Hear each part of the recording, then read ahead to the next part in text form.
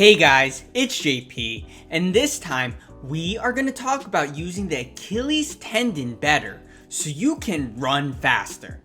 Now, I recently just talked about how to make them stronger, so why would I talk about using them better? Well, let's put it this way. Just because you have strong and durable tools does not mean you know how to use them properly. And this concept is similar to tendons. Initially when training, the focus is typically getting them stronger.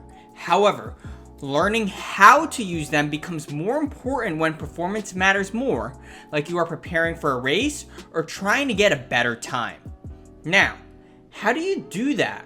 Typically, you want to choose exercises that make the area work in a similar manner to how you intend to use it. The more specific the exercise is to the desired sport, the more likely it may carry over into that sport. In the case of running, the Achilles tendon is largely involved in energy storage and release. Think about it like how an elastic band works in a slingshot. When you stretch it, it stores energy. Then, when you let it go, it releases that energy and the object in the slingshot moves forward. This kind of activity is seen through plyometrics. You can use this to supplement your running and improve your times. Now that we covered that, let's go over some exercises you can try for the Achilles tendon to use it better and prepare for the demands of running. The first exercise I will show you guys is Pogo Jumps. This is an effective and simple plyometric exercise to start with when focusing on the Achilles tendon.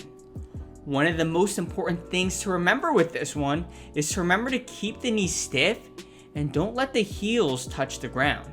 By doing so, this focuses the loading on the Achilles tendon at a fast stretch shortening cycle, which is the intent. When doing these initially, I typically start people doing them for 4 sets of 20 to 30 reps. When performing them, it is quality over quantity. This is why it is important to take decent rest breaks like a 2-minute break to ensure that quality. Now, if you want to standardize the quality and difficulty, I typically use a metronome app starting at around 150 beats per minute, and you basically match each jump with the beat. The higher the beat frequency is, the less loading that occurs in the Achilles tendon per jump. Now, if you want to load it more, make the beats even slower. However, another way you can load it more is through single leg Pogo Hops.